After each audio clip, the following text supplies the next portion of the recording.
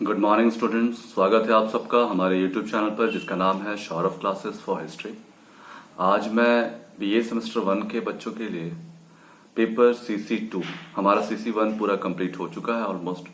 हम CC2 paper जो हमारा हिस्ट्री ऑफ झारखंड है, इस पेपर से आज शुरुआत करते हैं। ठीक है, तो आज हम सबसे पहले झारखंड की भौगोलिक रचना अर्थात झारखंड की ज्योग्राफिकल इतिहास को समझने का प्रयास करेंगे कि झारखंड का राज्य जो है उसकी भौगोलिक संरचना फिजियोग्राफी क्या है। ठीक है, तो ये कितने प्रकार के चट्टानों से मिलकर बना हुआ है और इसकी जो परत है, धरती के ऊपर की परत, वो कैसी है और ये किस किस युग में, इसके इतिहास पर हम प्रकाश डालेंगे। तो चलिए बिना समय गवाए हम आज के विषय को प्रारंभ करते हैं। झारखंड की भौगोलिक संरचना का इतिहास उतना ही प्राचीन है जितना पृथ्वी के प्रारंभिक भूपटल का।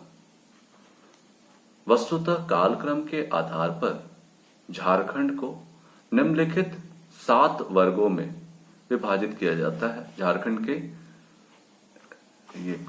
ठीक है, 7 वर्ग में विभाजित किया गया भौगोलिक रचना को। पहला है आपका आर्कियन क्रम, दूसरा है विंध्यन क्रम, तीसरा है कार्बोनिफेरस, चौथा है आपका पार्मियन ट्रियासिक क्रम, छठा है गोंडवाना क्रम, सातवां है सिनोजोइक क्रम और अगला है आपका नवीन निक्षेप। तो कुल 7 बताए गए हैं, तो एक एक करके हम उनकी चर्चा करेंगे। सबसे पहले होगा आर्कियन क्रम। तो आर्कियन क्रम की चट्टान भूपटल की यानी पृथ्वी की सबसे प्राचीनतम चट्टान है। इस अवस्था की चट्टानों को 2 भागों में बांटा जाता है। ये है आर्कियन क्रम तथा धारवाड़ क्रम। पृथ्वी की तरल अवस्था से ठोस होने के क्रम में जिस चट्टान का निर्माण हुआ उसे आर्कियन क्रम की चट्टान कहते हैं। इस चट्टान में जीवाश्म नहीं पाए जाते। यह चट्टान रूपांतरित हो जाती है तथा इसका अपर्दन भी हुआ है। अपर्दन का मतलब निक्षेप, कटाव, ठीक है, जिसके कारण यह विच्छिन्न रूप में भी पाई जाती है यानी टुकड़े रूपों में। ग्रेनाइट तथा नीस इस समय की प्रमुख चट्टानें मानी जाती है। आर्कियन क्रम के अपर्दन एवं निक्षेपण से धारवाड़ क्रम की चट्टानें निर्मित हुई हैं। यह भूपटल की प्रारंभिक निक्षेपित चट्टान है। इस समय जीवों के विकास न होने के कारण इनमें भी जीवाश्म नहीं पाए जाते। इस चट्टान का नामकरण कर्नाटक के धारवाड़ जिले के नाम पर रखा गया है, जहां सर्वप्रथम इस प्रकार की चट्टानें की खोज की गई थी। झारखंड में इस क्रम में कुकुलहान श्रेणी का नाम भी से जाना जाता है। इस प्रकार की चट्टानें मुख्यतः पूर्वी सिंहभूम, पश्चिमी सिंहभूम एवं सरायकेला खरसावां में पाई जाती है। धारवाड़ क्रम में धात्विक खनिजों का जमाव बड़े पैमाने पर हुआ है। इन खनिजों में लोहा, तांबा, बॉक्साइट, निकेल, सोना, मैग्नीज, टीन आदि मुख्य रूप से देखे जा सकते हैं। यह चट्टान अपनी मूल अवस्था में नहीं है, बल्कि अत्यधिक समय गुजर जाने के कारण रूपांतरित हो गई है। इन्हें पहचानना काफी कठिन होता है। इस प्रकार से हमने देखा कि आर्कियन क्रम की जो चट्टानें थी वो सबसे प्राचीन चट्टानें थी और उस चट्टान का जब निक्षेप हुआ तो वह धारवाड़ क्रम की चट्टानों में परिवर्तित हो गए, जिसमें ग्रेनाइट और नीस इसका उदाहरण के रूप में देखा जा सकता है। और इसमें जीवाश्म नहीं मिलते, लेकिन धात्विक खनिजों की इसमें प्रचुर मात्रा देखी गई है। अब हम देखते हैं दूसरे क्रम की चट्टान जिससे झारखंड प्रदेश निर्मित है। दूसरा है विंध्यन क्रम। विंध्यन क्रम के विषय में देखते हैं कि दक्षिण भारत में कडप्पा क्रम की चट्टानों का विकास हुआ। लेकिन झारखंड में इसका अवशेष नहीं पाया गया। कडप्पा क्रम के बाद भारत में विंध्यन क्रम की चट्टानों का विकास हुआ, जो झारखंड में भी पाई जाती है। विंध्यन क्रम के अवशेष उत्तर पश्चिम में सोन नदी तक पाए जाते हैं, जिसे रोहतास पठार का दक्षिणी छोर कहा जाता है। यह परतदार चट्टानें क्षैतिज रूप में पाई जाती हैं, जिसमें बालूकाष्ठ, शैल, चूना पत्थर आदि प्रमुख हैं। इस समय पारसनाथ का भी उत्थान हुआ था। पारसनाथ विंध्यन पर्वत का ही आगे की ओर निकला हुआ भाग है। तो हम लोगों ने देखा कि कडप्पा क्रम जो पूरे भारतवर्ष में आर्कियन क्रम के बाद पाई जाती है, तो कडप्पा क्रम की चट्टानें झारखंड में नहीं देखने को मिलती। यहाँ विंध्यन क्रम की चट्टानें दिखाई देती हैं, और विंध्यन क्रम की जो चट्टानें हैं वह उसी का एक उदाहरण हमने देखा पारसनाथ के पठार को। ठीक है, और इसके पश्चात हम इसके अगले जो चट्टानों का क्रम है उसको देखेंगे, जिसका नाम है कार्बोनिफेरस युग। इस युग में भूखंड का हिमानीकरण हुआ। हिमानीकरण यानी बर्फों से आच्छादित हो जाना, उसे हिम से भर जाना। इससे संपूर्ण प्रायद्वीप सहित झारखंड भी हिम चादरों से ढक गया था। इनके अवशेष नदियों के निचले भागों में पाए जाते हैं। झारखंड के दक्षिण पूर्वी भाग में तालचेर श्रेणी में इसके अवशेष पाए गए हैं। हिमानीकरण का प्रभाव यहाँ पर स्पष्ट रूप से परिलक्षित होता है। समस्त भूभाग हिम चादरों से ढका था, जिससे यहाँ की स्थलाकृतियां प्रभावित हुई। हिम चादरों के हटने के कारण प्रारंभिक सभी भू आकृतियां प्रायः लोप हो गई, क्योंकि एक तो हिम चादर से पूर्व निर्मित स्थलाकृतियों को ढक दिया गया था, दूसरे अग्रसर होती हुई हिम चादरों ने पहाड़ियों का अपरदन करके उनको समतल बना दिया। कार्बोनिफेरस हिमानीकरण के बाद इस भूभाग में नीरस तरंगित स्थलाकृतियों का निर्माण किया, और बाद में धीरे धीरे सरिताओं का भी विकास हुआ। अब जैसा हम जानते हैं कि ये जो युग था कार्बोनिफेरस युग, इस दौर में प्राय सभी चट्टानें जो थे बर्फ की चादरों से ढक गई, और बर्फ की चादरों से काफी लंबे समय तक ढके होने के कारण जब ये धीरे धीरे पिघलना शुरू की, तो क्या होता है कि चट्टानों का अपरदन यानी वो टूटने लगते हैं, उनका निक्षेपण शुरू हो जाता है, और इस निक्षेपण के फलस्वरूप ये चट्टानें टूटकर समतल भूमि का निर्माण करते हैं। और चूंकि बर्फ से ढकी हुई थी, तो बर्फ जब पिघले तो बर्फ की वजह से सरिताओं यानी नदियों का निर्माण हुआ, जलाशयों का निर्माण हुआ। ठीक है, तो यह जो युग था यह बहुत बड़े परिवर्तन का सूचक देखा जा सकता है। इसके बाद हमारा अगला जो चौथा चट्टानों का क्रम है वह है पार्मियन ट्रियासिक क्रम। तो उसके बारे में देखते हैं। कार्बोनिफेरस हिमचादर के निवर्तन के बाद, मतलब उसके काल के पश्चात, छोटा नागपुर उच्च भूमि में अपरदन तथा स्थलाकृतिक विकास का एक नया अध्याय प्रारंभ होता है, जिसे पार्मियन ट्रियासिक युगीन अवस्था कहते हैं। इस समय उच्च भागों का पर्याप्त अपरदन हुआ। महादेव श्रेणी का निर्माण इसी समय हुआ। उस समय के अवशेष में ढालभूम के बजरी के रूप में पाया जाता है। इस समय झारखंड की सबसे महत्वपूर्ण घटना दामोदर तथा सोन नदी के भ्रंश का पड़ना था, जिससे संपूर्ण प्रवाह प्रणाली को प्रभावित किया। यह भ्रंश पड़ने का मुख्य कारण काराकोरम श्रेणी में उत्थान होना बताया जाता है।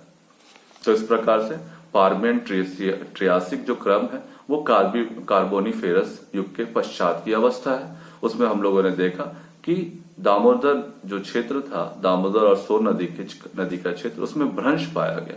भ्रंश पाए जाने के कारण वहां से संपूर्ण नदी प्रणाली जो थी काफी व्यापक रूप से प्रभावित हुई। अगला जो हमारा चट्टानों का क्रम है वो है गोंडवाना क्रम।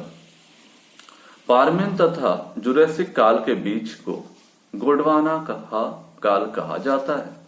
गोंडवाना काल को कोयला युग के भी नाम से जाना जाता है। आर्थिक दृष्टिकोण से यह काफी महत्वपूर्ण है। सोन तथा दामोदर नदी के भ्रंश के कारण जो पेड़ पौधे थे वे सभी नीचे धंस गए। भ्रंश बार बार शब्दों का प्रयोग आ रहा। भ्रंश का मतलब है कि वो जमीन वहां धंस गई, ठीक है, इसी को भ्रंश कहते हैं। तो उससे स्वाभाविक है वहां की स्थलाकृतियां और नदियां ये सब प्रभावित होंगी।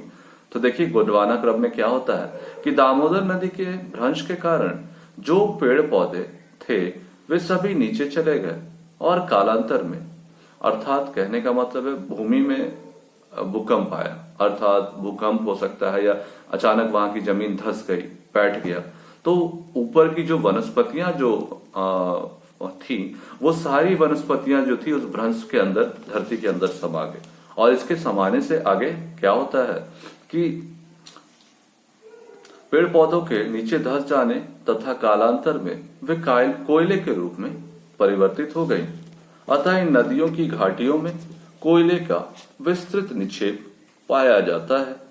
होता क्या है, कोयले का निर्माण आप लोगों को पता है कैसे होता है। कोयला जो है कार्बन का एक अपरूप होता है, ठीक है, जो काफी लंबे समय तक अगर धरती के अंदर दबा रहे तो काफी दिनों तक वो दबे रहने के कारण, संपीड़न के कारण वो कार्बन का जो रूप होता है, लकड़ी या कोई भी अवशेष, वो परिवर्तित होकर कार्बन के दूसरे रूप में परिवर्तित होता है। जैसे वो कोयला बन सकता है, जैसे वो हीरा भी बन सकता है। तो ये प्रक्रिया चलती है भूमि के अंदर संपीड़न के कारण। तो ये गोंडवाना क्रम जो था उस दौरान यही हम लोग देखते हैं कि दामोदर नदी घाटी के क्षेत्र में वो भ्रंश पड़ा और उस भ्रंश के कारण ऊपर की सारी नदियां जो थी, जो पेड़ पौधे या कोई भी तंत्र था जिसमें कार्बन तत्व पाए जाते हैं, वो सारे के सारे धंस के अंदर चले गए और ऊपर से जब ढक गया तत्पश्चात वो काफी दिनों के पश्चात वो कोयले के रूप में निक्षेपित हो गया, वो कोयला बन गया, ठीक है। संपूर्ण भारत में गोंडवाना क्रम के 3 भागों को बांटा गया है। झारखंड में निम्न गोंडवाना तथा मध्य गोंडवाना का निक्षेप पाया जाता है, ठीक है। क्रिटेस युग में यहाँ दक्कन लावा के समान ही लावा उद्गार हुआ, जिसे राजमहल ट्रैप का नाम दिया जाता है। राजमहल ट्रैप का जो क्षेत्र है वह हम लोग देखते हैं कि गोंडवाना क्रम के अंतर्गत वहां लावा यानी ज्वालामुखी का उद्गार हुआ और उसके द्वारा जो वो क्षेत्र बना है वो राजमहल ट्रैप के नाम से जाना जाता है। यह क्षेत्र जो है मूलतः दुमका, गोड्डा तथा साहिबगंज जिलों में विस्तृत है। अब हम अगले चट्टान के क्रम के बारे में देखेंगे जिसे हम सिनोजोइक क्रम कहते हैं। तो हिमालय निर्माण के पहले संपूर्ण छोटा नागपुर का पठार अपरदन क्रिया के द्वारा समप्राय मैदान की स्थिति में आ गया था। डन महोदय के अनुसार हिमालय के उत्थान के कारण छोटा नागपुर का पठार भी प्रभावित हुआ। हिमालय के 3 क्रमिक उत्थानों के कारण छोटा नागपुर के पठार भी 3 अवस्थाओं में उत्थान हुआ, जिससे छोटा नागपुर की नदियां पुनर्जीवित हो गई। यह उत्थान हिमालय के उत्थान के साथ ही हुआ, जिसका विवरण इस प्रकार है। पहला अध्याय में हम देख सकते हैं कि प्रथम उत्थान। प्रारंभिक मायोसीन युग में हिमालय का प्रथम उत्थान हुआ। इससे संपूर्ण छोटा नागपुर पठार में हलचल हुई, क्योंकि इस युग की सबसे महत्वपूर्ण घटना पाट क्षेत्र का उत्थान थी। इस समय पाट क्षेत्र रांची हजारीबाग पठार से 1000 फीट ऊंचा उठ गया था। इसका दूसरा उत्थान जो था, जब अंतिम प्लोसियन युग में हिमालय का दूसरा उत्थान हुआ, उस समय पुनः छोटा नागपुर पठार के भूगर्भिक हलचल हुई। उस समय रांची हजारीबाग पठार का उत्थान 1000 फीट तक हुआ। रांची हजारीबाग का पठार एक ही पठार है जिसको दामोदर नदी 2 भागों में विभाजित करती है। रांची हजारीबाग पठार के उत्थान के साथ पुनः पाट क्षेत्र का उत्थान हुआ। उस समय पाट क्षेत्र 2000 फीट से अधिक ऊपर उठ गया। तीसरा जो है हमारा वह है तीसरा उत्थान हम देखते हैं, जिसके अंतर्गत प्लीस्टोनियन काल के संपन्न हुआ। इस समय रांची हजारीबाग पठार के निचले भाग का उत्थान हुआ। इस उत्थान में पुनः रांची हजारीबाग पठार तथा पाट क्षेत्र का उत्थान हुआ। इसके परिणाम स्वरूप पाट क्षेत्र 3000 से 3600 फीट तथा रांची हजारीबाग पठार 1000 से 2000 फीट तक ऊपर उठा। यह सबसे ऊंचा पठार पाट क्षेत्र है। वर्तमान में इसकी ऊंचाई 900 से 1100 मीटर के मध्य है। इस पठार के नीचे रांची पठार विस्तृत है, जो 600 मीटर से कम ऊंचा है। निम्न छोटा नागपुर का पठार 300 मीटर से अधिक ऊंचा है। चौथा भाग राजमहल उच्च भूमि अपर्दित मैदानी भूभाग एवं नदी घाटियों का क्षेत्र है, जो 150 से 300 मीटर ऊंचा है। इस उत्थान के परिणाम स्वरूप नदियां पुनर्जीवित हो गई, जिससे अपर्दन चक्र में तेजी आ गई।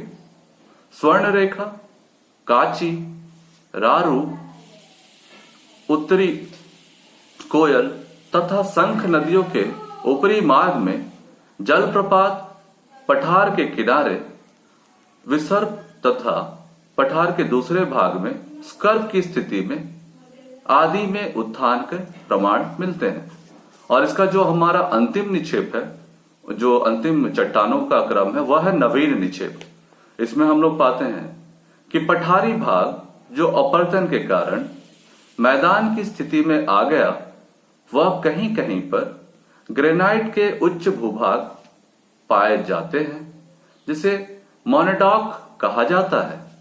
अपर्दत मैदान भूभाग के रूप में जिन क्षेत्रों को चिन्हित किया जाता है, उनमें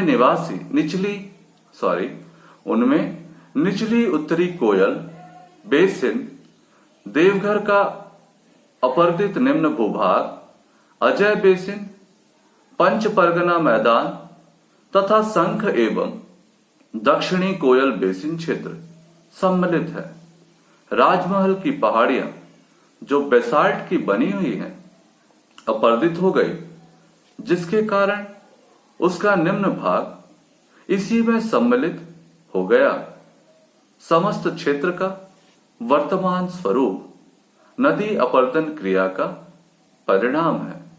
यहाँ की नदियां सर्पाकार रूप में प्रवाहित होती हैं, जिससे यह पता चलता है कि निम्न क्षेत्रों में अपर्दन की यह अंतिम अवस्था है। स्वर्ण रेखा, काची, रारू तथा अन्य कई नदियां पंच परगना के मैदान में घुमावदार रूप में प्रवाहित होती है, जो संप्राय मैदान की स्थिति को इंगित करती है। इस प्रकार कुल मिलाकर हम लोगों ने देखा कि 7 प्रकार के चट्टानों का निक्षेप झारखंड की भौगोलिक संरचना में पाए जाते हैं। सबसे पहले जो हमारा चट्टान था वह आर्कियन पठार का था। पहला जो चट्टान था हमारा वो आर्कियन क्रम की पठार थे, जिसमें आर्कियन और धारवाड़ क्रम की चट्टानों का बारे में हमें जानकारी मिलती है। उसमें खनिज तत्व तो थे, लेकिन चूंकि उस समय तक कोई व्यक्ति या जानवर नहीं पाए जाते थे, कोई जीव जंतु नहीं पाए जाते थे, इस कारण उस काल की चट्टानों में कोई जीवाश्म नहीं देखा जाता है। अगला क्रम था विंध्यन क्रम की चट्टानें। विंध्यन क्रम की चट्टानों में हम लोगों ने देखा कि इस तरह की पठार जो थी वो बालुकाश, शैल और चूना पत्थर आदि खनिजों से भरी पड़ी हुई थी, अधात्विक खनिजों से भरी पड़ी हुई थी। और इसका एक उदाहरण पारसनाथ की पहाड़ियों के रूप में हम देख सकते हैं। तत्पश्चात अगला जो हमारा युग आया वो था कार्बोनिफेरस युग। इस दौर में क्या होता है कि पूरा का पूरा जो चट्टानें थी वो बर्फ की एक मोटी चादरों से ढक गई। अब बर्फ से काफी लंबे समय तक ढके रहने के कारण अब इन्होंने चट्टानों का अपरदन यानी निक्षेपण प्रारंभ किया। कहने का मतलब अब चट्टानें बर्फ के तापमान के माने इसकी ठंड की वजह से वो टूटने लगी और टूटते टूटते वो निक्षेपित होने लगी और वहीं से जब धीरे धीरे बर्फ पिघलना शुरू किए तो ये सरिताओं के निर्माण में सहायक हुई। इसके बाद हमारा जो अगला युग था उसे हम पार्मियन ट्रायसिक युग भी कहते हैं, जिसमें हम लोग देखते हैं कि नदियों का अलग अलग दिशा बनती है। वो दामोदर और सोन नदी में भ्रंश भी पड़ता है, जिससे नदियों का जो प्रवाह था वो बदलता है, दिशाएं बदलती हैं, है ना। तो इस काल में नदियों की दिशाएं प्राप्त होती हैं और इस काल में भ्रंश के कारण काराकोरम श्रेणी का भी उत्थान हम लोग देखते हैं। इसके पश्चात जो हमारा वो चट्टान है वो है गोंडवाना क्रम की चट्टान।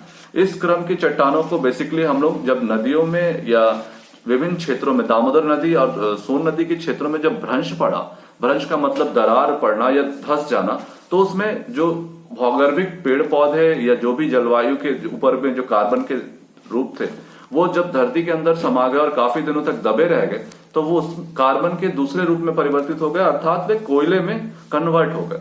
तो यह जो था कार्बन का विभिन्न अपरूपों का देखने को मिलता है। इस काल में हम लोगों ने देखा कि कैसे कोयले का सृजन हुआ। तो दामोदर नदी और सोन नदी के किनारे हमें कोयला के अवशेष मिलते हैं। इसके पश्चात हमने देखा सिनोजोइक युग, जिसे 3 भागों में बांटा गया। यह हिमालय के उत्थान से जुड़ा हुआ था। इन तीनों काल में अलग अलग तल पर भूमि की संरचना हुई, है ना। और तत्पश्चात जो हमारा अंतिम युग है वह है नवीन निक्षेप का युग। कहने का मतलब जब नदियां अस्तित्व में आ गई और नदियों की प्रवाह थी, उसमें क्षेत्रों में अलग अलग चट्टानों का निक्षेपण प्रारंभ किया और नदियों को चीरती हुई आगे बढ़ी। नदियां जो थी वो पहाड़ों को चीरते हुए आगे बढ़ी, तो वो जो नदियों का जल के प्रभाव के कारण जो चट्टानें थी वो टूटती चली गई और वो एक समतल प्राय भूमि का निर्माण किया और जो काफी उपजाऊ थी और काफी फर्टाइल थी, और वो नदियों के निक्षेपण की वजह से वो मिट्टी तैयार हुई, वो धरातल बना। तो इस प्रकार की क्रियाओं से झारखंड के भूभाग का या झारखंड की समतल जो उसका क्षेत्र है उसका निर्माण हुआ, जिसमें हम लोगों ने उसके पूरे संपूर्ण इतिहास को देखा। तो हमें उम्मीद है कि आपको यह विषय अच्छे से समझ में आ गया होगा। अब इसके अगले टॉपिक को हम अगले क्लास में डिस्कस करेंगे। आज के लिए बस इतना ही। धन्यवाद।